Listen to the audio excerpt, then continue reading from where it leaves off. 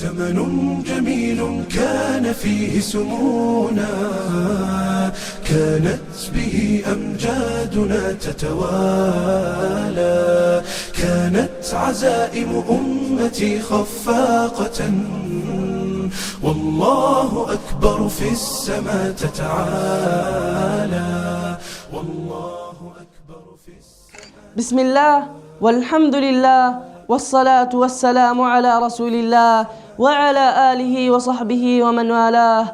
أما بعد، هنا حيث تتغير المواقف وتزين الكلمات لترضي القوة، يبقى الحق أثقل ما يقال وأشرف ما يحمل.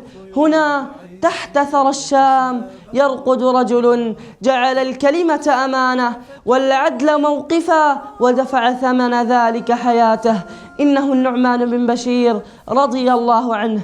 ولد النعمان بن بشير في المدينة، وكان أول مولود للأنصار بعد الهجرة، فنشأ في بيت تربى على السنة، وسمع من النبي صلى الله عليه وسلم مباشرة حديث خلد الصدق. كان رضي الله عنه لا يعرف التلوين، واضح الموقف، صادق اللسان، وروى حديثه العظيم الذي أصبح ميزانا للأمة حين قال رسول الله صلى الله عليه وسلم: إن الحلال بين وإن الحرام بين وبينهما أمور مشتبهات. فكان النعمان بن بشير يحمل هذا الحديث عقيدة وسلوكا، ويرى أن الصدق حماية للدين قبل أن يكون فضيلة. قال الإمام النووي: هذا الحديث أصل عظيم من أصول الإسلام.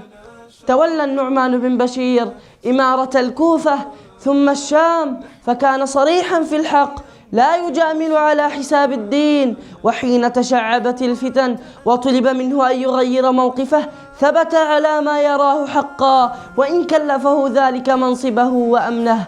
قال الإمام الذهبي: كان صادقا شجاعا لا يخاف في الله لومة لائم. وقال ابن حجر العسقلاني: له صحبة وفضل وكان من الأمراء الذين يعرفون بالصدق. وقال ابن كثير: كان ثابتا في موقفه وقد أدى ذلك إلى مقتله. يكفي إذا كان الكريم بنصره قد بلغ الراجين فيه منالا، لا ننهزم والله يسمع صوتنا، والله جل جلاله يرعانا، مات النعمان بن بشير في سنة 64 للهجرة، وقيل 65 للهجرة. قتل في حمص ودفن في أرض الشام. مات النعمان بن بشير وبقيت كلمته حية تذكر أن الصدق قد يغضب وقد يكلف، لكنه أشرف ما يورث الإنسان.